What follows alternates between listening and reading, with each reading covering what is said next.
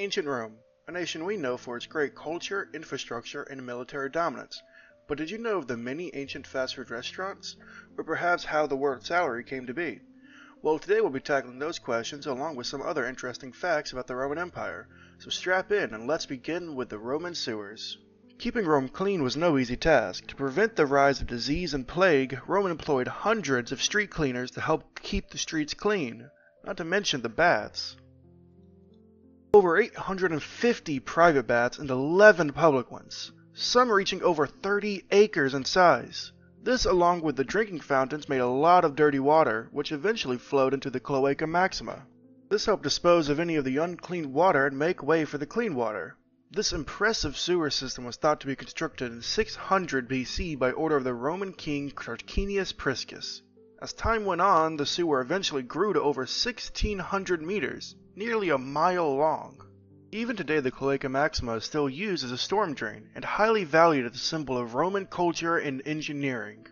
After a long day's work, a Roman street cleaner may make his way over to the local Thermopolium, a restaurant that was more or less the ancient equivalent of a fast food place.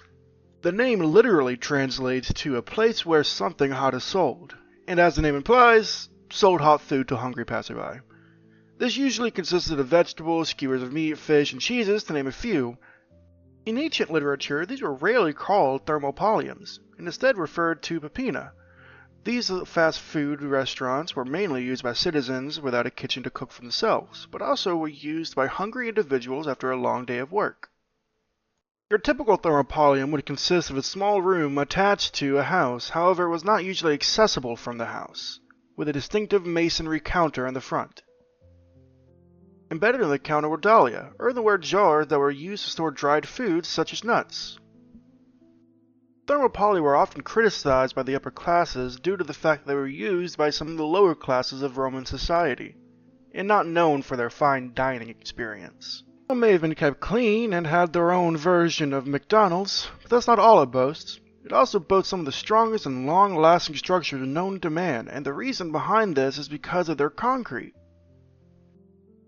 Romans were masters of engineering, and this was shown in their concrete. Made from volcanic ash, rich in minerals, and lime, mixing these together in a mortar and binding them with seawater made the concrete incredible at binding, even better than some modern examples.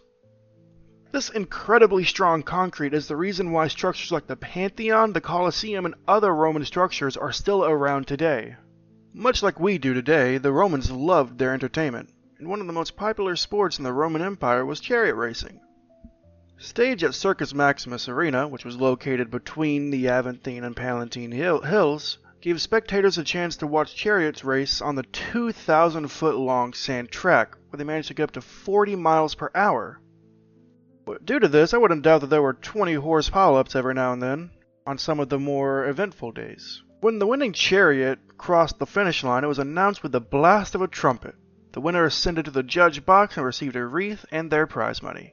Chariot racing could be considered the Roman baseball. It was their national pastime, where over 200,000 people came together per event to watch these violent and dangerous events for a great night out on the town. Another very popular sport was gladiator fighting. Gladiator fighting was much different than some people may believe, or how it was depicted in modern media.